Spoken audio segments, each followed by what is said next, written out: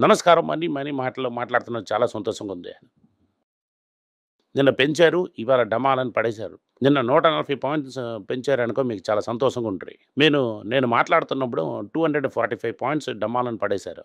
ఇవాళ చాలా లేట్‌గా నేను మాట్లాడడం స్టార్ట్ చేశాను. మార్నింగ్ ఏమో 250 పాయింట్స్ తగ్గింటుంది. మ్యూచువల్ ఫండ్‌కి ఫోనొచ్చింది. అక్కడ ఆళ్ళ ఫండ్ ఏమో అందరూ ఇచ్చారు. అదే పెంచిన తర్వాత కూడా ఎఫ్ఐఎస్ ఏమో ఆ డబ్బులన్నీ తీసేశారు. మళ్ళీ టక్‌మని కింద పడిపోయింది. నేనెప్పుడూ చెప్తున్నట్టుగా మీ డబ్బులిచ్చి మంగతా ఆడుతున్నారు. "వెయ్యి రాజా, వెయ్యి రాజా వెయ్" అని చెప్తున్నారు. ఇచ్చారంటే చేతులెళ్ళిపోతాయి. దానివల్ల ఈరోజు చాలా గట్టిగా ఈరోజు అడికి ఒక రీజన్ చెప్పాలి కదా! అదవుతున్నది జపాన్. ఎందుకంటే నిన్న అమెరికా ఏమో మెమోరియల్ డే అని, ఈరోజు జపాన్ ఏటయిందంటే 1959 తర్వాత చాలా పాతకాలం నుంచి జాపనీస్ బాండ్ ఈల్డ్ ఏమో 3% పెరిగిపోయింది. దీనివల్ల అమెరికా జాపనీస్‌కి ఇవ్వాల్సిన వడ్డీ సై అని మీదకెళ్ళిపోయింది. తక్కువ రేట్‌లోని బాండ్ అమ్మడానికి చూసారు అవ్వలేదు. దీని ఇదేంటి మార్గం ఏంటి అని ఆలోచిస్తే జపాన్ కారణం. అమెరికా బాండ్ అమ్మేస్తాం అని అమ్ముతున్నారు అందర్ సైడ్. అమెరికా తలకా బాండ్ అమ్మామంటే అమెరికా ఈల్డ్ పెరుగుతుంది. ఎవరి తల కొట్టుకుంటే కొట్టుకోండి. నా తల తగ్గితే పోయింది. దాని తల కాపాడంలోని ఆళ్ళు జపాన్ ఉంది. ఇది మొత్తం పైన ఒక పుదు అన్‌సానిటీ. టక్ అని కింద పడిపోయింది. గోల్డ్ కష్టపడి పెరిగి 9,000కి రూ. 5 తక్కువుంది. అక్కడేంటంటే 3,400 దగ్గరనే ఆగినది. చాలా దగ్గరలోనే 3,400 దాటిపోతుంది. ఒకసారి 36కెళ్ళి 34కొచ్చింది. 8,995 అంటే 3% జీఎస్టీ అండి. మేకింగ్ చార్జ్ చేశానంటే 10,000 మీదకెళ్ళిపోతుంది. సంతోషం ఉంచుకోండి. సో, మన టార్గెట్ మీద ఎళ్తున్నది గోల్డ్. దీనివల్ల జపాన్ నుంచి మనం చెప్పుకోవచ్చు. ఈరోజు మనకు మార్కెట్‌లో ఒక భయం పడుతున్నది. అది జపాన్ గారు చేసిన పని వల్ల. ఈరోజు మార్కెట్‌లో ఏంటేటి జరుగుతుందో చూద్దాం. ఐడీఎఫ్‌సి రేంజ్‌లో ఉంది. ఆయన చేశారంటే ఒక 10 సంవత్సరాలకి కళ్ళు మూడుచి ఉండాలి. ఇంకా కొన్ని విషయాలు కూడా జరిగాయి. Next month GST month. GST news దీనివల్ల టాక్స్ చేయడం వల్ల మార్నింగ్ ఏమో ఐటీసీ కొంచెం వీక్ ఉంటది. మీరందరూ హాకీ పెట్టారని అనుకుంటున్నాను. చైనా సిగరెట్ వచ్చిందని అంతా జీజీఎంబీకే అంత రెవెన్యూ ఎళ్తుంది. దాని నుంచి మనకొచ్చిన డ్యూటీ మనం తీసుకోవాలంటే ఒకరు మీదకెళ్ళిన తర్వాత కాంట్రాబ్యాండ్‌ని ఆపుతారు. కాంట్రాబ్యాండ్‌ని నింపారంటే ఐటీసీ ఉంటుంది. గోల్డెన్ టొబాకో బండి ఉంటుంది. ఈ 3 కోణం పొజిషన్‌లో డామినెంట్ పొజిషన్‌లో ఐటీసీ ఉంది. దీనివల్ల వాల్యూమ్ కూడా పెరుగుతుంది. అమ్మగారేమో టాక్స్ దీనికి పెంచారంటే ఏంటవుతుంది? ఇక్కడ కూడా సిగరెట్ రేట్ పెరుగుతుంది. అమ్ముతున్న సిగరెట్ తగ్గుతున్నట్టుగా నాకిక్కడ అనిపించడం లేదు. ఐటీసీ మీరు కొట్టింటే ఏంటది? ఇది కన్సిడర్ చేయడానికి మంచి ఆపర్చునిటీ. పొటాషియమ్స్‌లో రెండవ స్టాక్ కన్సిడర్ చేయడానికి ఉంది. మూడో స్టాక్ ఇంకా రాలేదు. అది ఒక సేది కింద నేను చెప్తాను మీకు. హార్ట్ సరి చేయడానికి ఒక యూసీ ఉంది. ఒకే ఇంజెక్షన్ ఏసామంటే హార్ట్ సరి అయిపోతుంది. కానీ దానికి పేటెంట్ ఉంది. దానివల్లేమో రేట్ అవుతున్నది రూ. 2,00,000.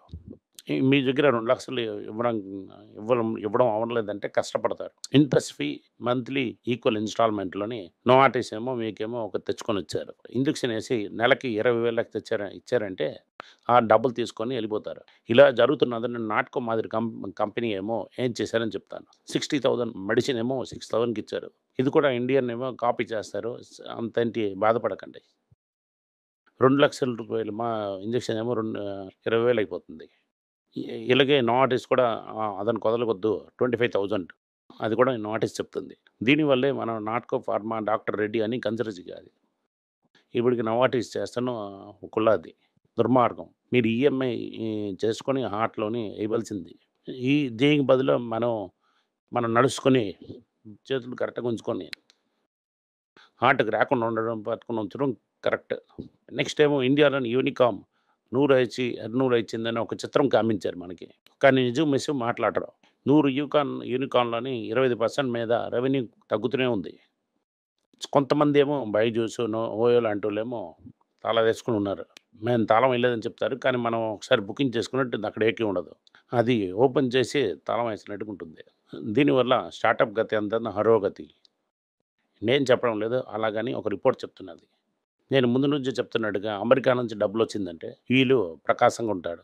అమెరికా నుంచి డబ్బులు రాలేదంటే వీళ్ళు మరి ఆటలు ఆడలేరు. దీనివల్ల ఇది న్యూస్. దీనివల్ల రెవెన్యూ కొంత తక్కువ అవుతూనే ఉంది అని చెప్తున్నారు. ఇంకో సంతోషమైన విషయం ఏంటంటే 2009 నుంచి ఇవాళ వరకు 16 సంవత్సరాల్లో 3,00,000 ఫార్చునర్స్ నడుస్తున్నాయి. అలాగని టొయోటా చెప్తున్నది. ఇది 50,00,000, 75,00,000 అమ్ముతున్న కారు. ఇది 3,00,000 కార్లు నడుస్తున్నదంట అంటే అది ఇండియాకు ఒక పెద్ద విజయం. అది ఎంత కట్టినా కూడా దాంట్లో 50% టాక్స్ ఏమో గవర్నమెంట్‌కెళ్తుంది. ఇండియాలో బిల్ అవ్వడం వల్ల. ఇండియాలో ఒక పెద్ద లాభం ఇది. గల్ఫ్‌లో ఉన్న ఫార్చునర్‌కి, ఇండియాలో ఉన్న ఫార్చునర్స్‌కి మీరేమో కొంత డిఫరెన్స్ ఉంటుంది. కానీ మీరేం చేయగలరు? ఇండియాలో ఉన్న ఫార్చునరే కొనగలరు. ఓకే. మీరు ఫార్చునర్ ఏదో డీల్ చేస్తున్నారని అంటే టాటా మోటార్‌లో ఒక ప్రాబ్లమ్. టాటా మోటార్‌లో ఏం చెప్పారంటే లాస్ట్ ఇయర్ 38,000 క్రోర్స్ టాక్స్ కట్టాం. దాంట్లో మేజర్ అవుతున్నది డైరెక్ట్ టాక్సెస్. ఇండైరెక్ట్ టాక్సెస్ చాలా తక్కువ అని చెప్పారు. టాక్స్ ట్రాన్స్‌పరెన్సీ రిపోర్ట్ అని చేసి ఆళ్ళే పబ్లిష్ చేశారు. అలా మనం టాక్స్ ఏస్తున్నాం అని చెప్పి చేస్తున్నాం అని చెప్పి మార్కెట్‌కేమో ఒక 1% తగ్గింది ఇవాళ. ఇదవుతున్నది టాటా మోటార్స్ తాలూకా న్యూస్. అశోక్ లేలాండ్ బోనస్ లాగా దీంట్లో కూడా ఒక న్యూస్ వస్తుంది. మనం 100 షేర్లు రూ. 18కి ఎప్పుడో కొన్నది. ముందు కొన్న బోనస్ ఏదో ఉండడం వల్ల మాకు 200 అయింది. ఇంకో బోనస్ నుంచి 400 షేర్లయింది. ఇది కరెక్టా ఎళ్తుంది అని ఒక న్యూస్ తెలుస్తున్నది క్లియర్‌గా. ఒక సంవత్సరంలోని 24% టాటా తగ్గింది. 6 మాసంలోనే 6% తగ్గింది. లాస్ట్ 3 నెలల్లో పెరిగింది. ఒకే నెలలోని 12% పెరిగింది. దీనివల్ల టాటా మోటార్‌లో ప్రాబ్లమ్ అయ్యట్లేదు. దాని తర్వాత ఏటయిందంటే లాస్ట్ ఇయర్ సాలరీ అంటే పెంచలేదు. సీనియర్స్‌కంతా డబ్బులు పెంచనని చెప్పేశారు. ఆ సీనియర్స్ అందరూ ఎళ్ళిపోయారు అని చెప్తున్నారు. ఆళ్ళకేంటంటే ఒక పెద్ద ఆర్మీ లాంటిదది. సీనియర్ ఎళ్ళిపోయాడంటే నెక్స్ట్ లెవెల్ జూనియర్స్‌కొచ్చి జాబ్ కంప్లీట్ చేసేస్తారు. ఏం సీనియర్స్‌కి పెంచలేదంటే అదేమో సరింగా కార్లు అమ్మలేదు. సేల్స్ స్కిప్ అవ్వడం వలన డబ్బులు జీతం పెంచనని చెప్పేసి పెద్దవాళ్ళు ఉన్నంత వరకు పని చేస్తే డబ్బులు, పని చేస్తే డబ్బులు లేదు అని ఉంటది. ఆన మక్కలు కారు కొంటారంటే ఉంటుంది. సేల్స్ స్కిప్ అని చెప్పేసి చాలా సీనియర్‌కి జీతం జాబ్‌లను తీసేశారు. రైట్ చేయలేదని నేను జీతం వెళ్ళిపోతాను అంటే, "ఓకే బాస్" అని చెప్పారు. "వెళ్ళిపోండి" అని చెప్పేసి థాంక్ యూ అని చెప్పేశారు. చాలా శీఘ్రంగా ఈ కంపెనీ స్ప్లిట్ అవుతుంది. దీనివల్ల చాలా బాగానే ఉంది. ఎస్పెషల్లీ కమర్షియల్ వెహికల్స్ ఏమో అశోక్ లేలాండ్ కన్నా మంచి వాల్యూగానే ఉంది. గ్రో అనే బ్రోకర్ $1 బిలియన్ 9,000కి ఒక ఐపీఓ చేశారు. ఈ ఉన్న పాసింగ్ క్లౌడ్స్‌లోని ఈ ఐపీఓ పాస్ అవుతుందా అంటే, ఐపీఓ పాస్ అయ్యి ఓవర్ సబ్‌స్క్రైబ్ అవ్వడానికి చాలా ప్రకాశంగా ఉన్నది.